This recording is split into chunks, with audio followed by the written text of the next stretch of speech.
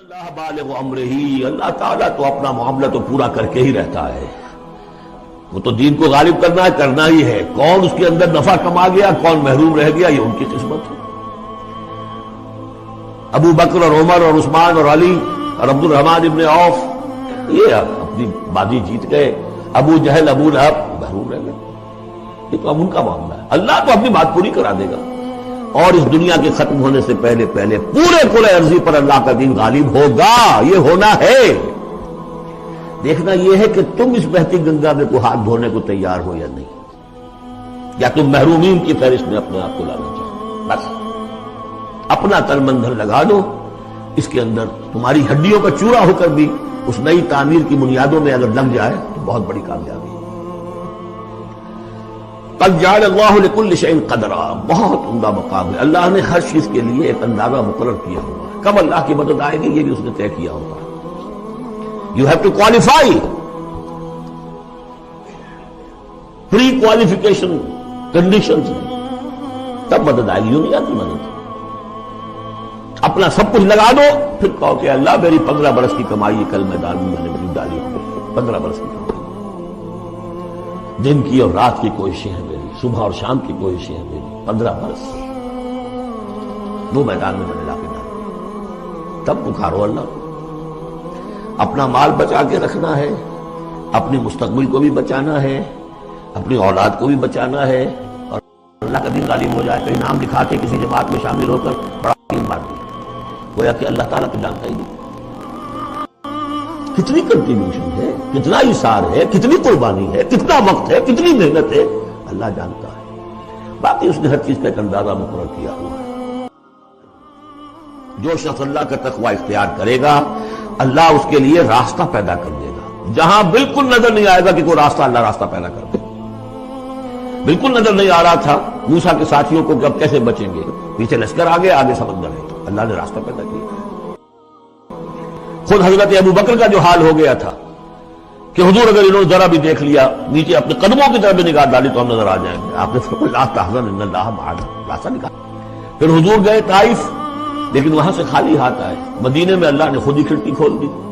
6 آدمی ایمان لے آئے. آپ گئے ہی نہیں اور وہاں انقلاب بھی آ گیا.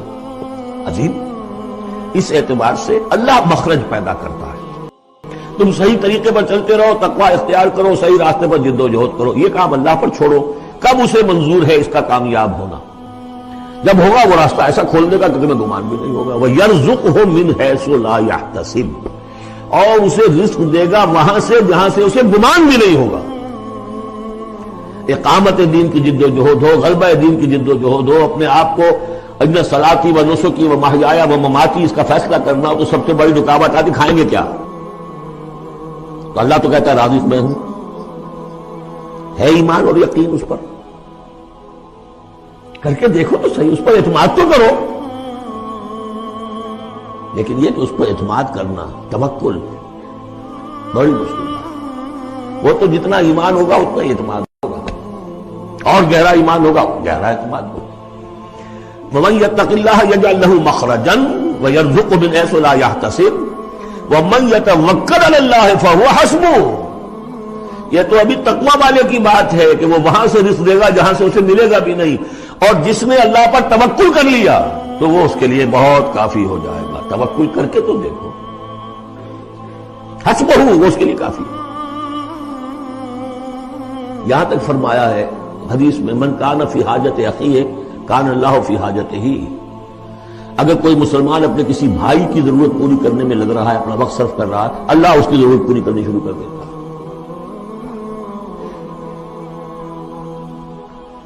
فکر ماں در کار ماں آزار ماں، کار ساز ماں بے فکر کار ماں. یہ فارسی شاعری کے اندر یہ دینی حقائق ہے. کار ساز ماں بے فکر کار ماں، میرا کارساز میرے کاموں کی فکر کر رہا ہے، میں نے اپنے آپ کو اس کے کام کے لیے لگا دیا. وہ دنیا میں بھی ذرا سا بھی کوئی شریف انسان ہوگا، آپ اس کے ہو جائیں وہ آپ کو چھوڑ دے گا پھر کہیں؟ شرافت ہو، مروت ہو. آپ اللہ کے بن کر تو دیکھیے. پھر وہ کارساز ہے. کارساز ماں بے فکر کار ماں، فکر ماں در کار ماں آزار ماں، جب میں اپنے معاملات کی فکر خود کرتا ہوں، کوئی نہ کوئی ٹھوکر کھاتا ہوں، کوئی نہ کوئی غلطی کرتا ہوں، آزار اپنے سر کے اوپر پیدا کر لیتا ہوں، اپنے آپ کو حوالے کرو۔ اس کا نام ہے تفویض الامر الی اللہ، افوض امری الی اللہ ان اللہ بصیر بالعباد۔